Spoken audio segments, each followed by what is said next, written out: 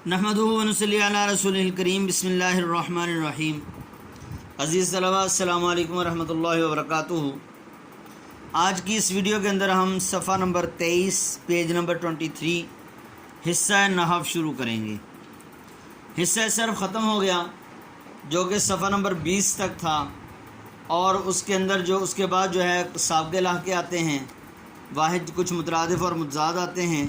ये 9th class का syllabus है, 10th का नहीं है, इसलिए हमने 2 पेज छोड़ दिए। तो सफ़ा नंबर 23 पेज नंबर 23 से इस वीडियो के अंदर हम शुरू करेंगे। देखें, मुरक्कब कलाम। शुरू में हमने ये पढ़ा था कि देखें पेज नंबर 1 पे लफ्ज़ मौजू की 2 किस्में हैं, कलमा और कलाम। कलमा के मुतालिक सारी बहस हो गई थी, अब कलाम शुरू करते हैं। देखिए कलाम की तारीफ़ क्या की है, 2 या 2 से ज़्यादा बामाना लफ्ज़ों के मजमूए को कलाम या मुरक्कब कहते हैं। यहाँ पर मैंने आपको एक बात बताई थी कि गोया के 2 या 2 से ज़्यादा लफ्ज़ों का मजमूआ, इसके 3 नाम होंगे। नंबर 1 कलाम, नंबर 2 मुरक्कब, नंबर 3 जुमला। तो यहाँ भी देखें मुरक्कब और कलाम लिखा हुआ है, और तारीफ़ उन्होंने दोबारा कर दी। 2 या 2 से ज़्यादा बामाना लफ्ज़ों के मजमूए को मुरक्कब या कलाम कहते हैं। जैसे मेरी किताब, अब ये 2 लफ्ज़ हैं। मेरी किताब, बच्चा नेक है, अब ये 3 लफ्ज़ हैं। 2 से ज़्यादा अल्फाज का मजमूआ है, तो इसको मुरक्कब भी कहेंगे, इसको कलाम भी कहेंगे। फिर मुरक्कब की 2 किस्में हैं, मुरक्कब नाकिस, मुरक्कब ताम। नाकिस का माना है अधूरा, ताम का माना है मुकम्मल। यानी 2 या 2 से ज़्यादा अल्फाज का मजमूआ, या तो वो मजमूआ अधूरी बात की तरफ इशारा करेगा, वो मजमूआ 2 या 2 से ज़्यादा अल्फाज का मजमूआ, या तो पूरी बात की तरफ इशारा करेगा। अगर अधूरी बात की तरफ इशारा करे, यानी बात मुकम्मल तौर पर समझ में ना आए और बात मुकम्मल ना हुई हो बात करने वाले की, तो वो मुरक्कब नाकिस बन जाएगा। और अगर बात करने वाले की बात मुकम्मल तौर पर समझ में आ जाए, तो वो मुरक्कब ताम हो जाएगा। देखें मुरक्कब नाकिस की तारीफ़ क्या बताई है। मुरक्कब नाकिस वो मुरक्कब है जिससे कहने वाले का मकसद पूरा ना हो, बात सुनने वाले की समझ में पूरी ना आए। यही बात मैंने आपको बताई कि बात कहने वाला बात कहकर ख़ामोश हो गया और अभी बात पूरी नहीं की, और बात सुनने वाला इस इंतज़ार में है कि बात करने वाला कोई बात करेगा, क्योंकि उसने अधूरी बात की है। जैसे मिसाल के तौर पर मैं कहता हूँ मीठा आम। अब मीठे आम ये 2 लफ्ज़ हैं, 2 अल्फाज का मजमूआ है। अब 2 अल्फाज का मजमूआ कहकर मैंने बात पूरी नहीं की, तो ये मुरक्कब नाकिस बन जाएगा। मैंने कहा उसकी किताब, अब जब मैंने ये कहा उसकी किताब या अब्दुल्ला की किताब, तो अब इस सूरत में अब्दुल्ला की किताब ये जुमला पूरा नहीं है। अब्दुल्ला की किताब 2 से ज़्यादा अल्फाज का मजमूआ है, लेकिन बात मुकम्मल तौर पर समझ नहीं आ रही कि अब्दुल्ला की किताब फट गई, अब्दुल्ला की किताब गुम हो गई, अब्दुल्ला की किताब मिल गई, अब्दुल्ला की किताब उठाकर ले गया, अब्दुल्ला की किताब कहाँ है, मैं क्या कहना चाह रहा हूँ। तो जब तक बात अधूरी होगी वो मुरक्कब नाकिस रहेगा, और जब बात पूरी हो गई तो वो मुरक्कब ताम बन जाएगा। तो देखें सुनने वाले की समझ में पूरी ना आए, जैसे तेज़ घोड़ा, नेक आदमी, रात और दिन। इन मुरक्कबात से कहने वाले का मकसद सुनने वाले की समझ में पूरा नहीं आता।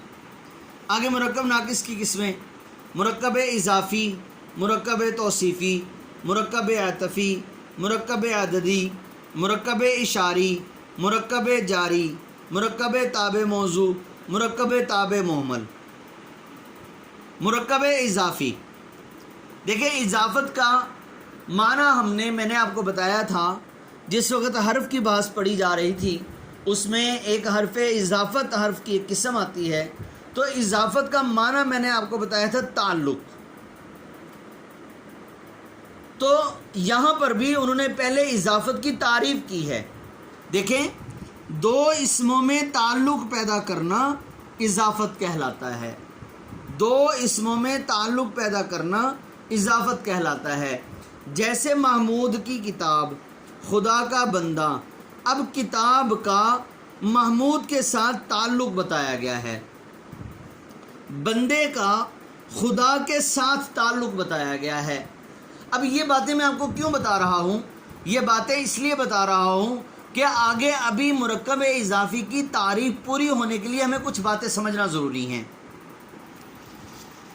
وہ باتیں یہ ہیں کہ دیکھیں، ایک ہوتا ہے مضاف اور ایک ہوتا ہے مضاف الیہ۔ میں نے آپ کو تعریف کے اندر یہ بتایا، اضافت کی تعریف میں ہم نے یہ پڑھا کہ جس میں دو اسموں کا تعلق ہو۔